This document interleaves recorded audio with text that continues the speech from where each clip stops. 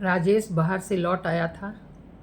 उसकी पत्नी रेखा उसके लिए हाथ पैर धोने के लिए पानी लाई। हाथ पैर धुलवाकर उसने फिर उनको पीने का पानी दिया और पूछा कि काम बना क्या। तो राजेश ने कहा कि नहीं, वो 10,000 रुपये मांग रहे हैं। वह अपनी बेटी की शादी की बात पक्की करने गया था, किंतु राजेश के पास तो सिर्फ 5,000 रुपये थे। किसी तरह उसने जोड़े थे। इन दोनों की बेटी रागिनी थी, जो साधारण खूबसूरत थी, किंतु हमेशा कहती थी कि जो दहेज लेने वाला है उसके साथ मैं विवाह नहीं करूंगी।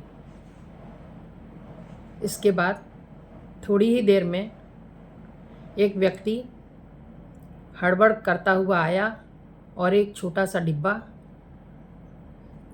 राकेश को दे गया कि ये गहने रखिए, ये छोटे लाल ने भेजे हैं। राकेश ने डिब्बा ले लिया और वो जानता भी नहीं है छोटे लाल को। डिब्बा लेके दरवाज़ा बंद कर दिया। दोनों पति पत्नी बात करने लगे कि ये गहने आ गए हैं, भगवान ने लगता है भेज दिए हैं, और इस गहनों को गला कर बेच कर और हम इस बेटी की शादी कर देंगे।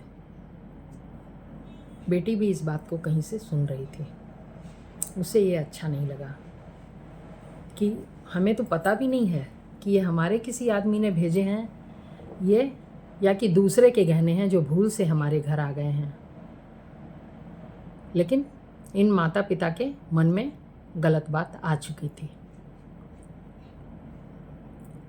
थोड़ी ही देर में जब सो गए सारे जने, जब सुबह उठे तो अचानक ही वो रात वाला व्यक्ति दौड़ता हुआ आया और बोला, वो डिब्बा मैं भूल से दे गया था आपको, मुझे वो डिब्बा दे दीजिए।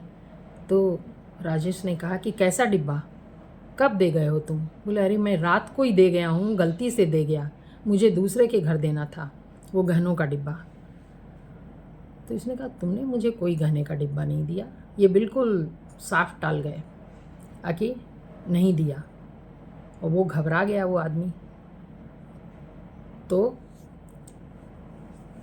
उनने कहा कि भाई वो गहने दे दो, तुम्हारे नहीं थे, वो सामने के घर की तरफ जो नटवर लाल हैं उनका गहना था, मैं गलती से दे गया। लेकिन वो किसी भी तरह से माना ही नहीं कि तुमने दिया भी है क्या, तुम्हें सपना आ रहा है, तुमने हमें देखा भी है, कब में दे दिया तुमने हमें गहने।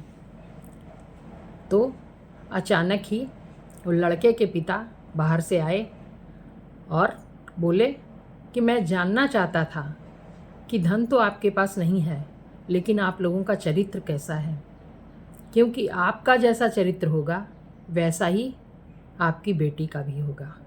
आपने तो हमें बता दिया, हमने ये नकली गहने और पॉलिश करके भेजे थे कि जानने के लिए कि आपका ईमान क्या कहता है, ये गहने आप लेते हैं या लौटा देते हैं दिन में, लेकिन आपने तो उसको रख लिया। इतने में ही मैं आपके घर में अपने बेटे का विवाह नहीं करूँगा, आप लोग हमारे लायक नहीं हैं, आपका अच्छा चरित्र नहीं है और आपकी बेटी भी वैसी ही होगी, हम समझ गए। लेकिन पीछे खंभे के पीछे से रागिनी निकल कर आई और बोली कि ये लीजिए, आप जाइए थाने में, आपके गहने वहाँ आपको मिल जाएंगे।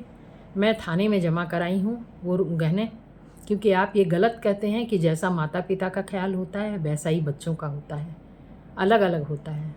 ये परेशानी में इस समय आवश्यकता के कारण ऐसा करने को मजबूर हो गए, लेकिन मैं इनकी बेटी हूँ, इसे सही समझ नहीं समझी और मैंने वो गहने थाने में जमा करवा दिए हैं।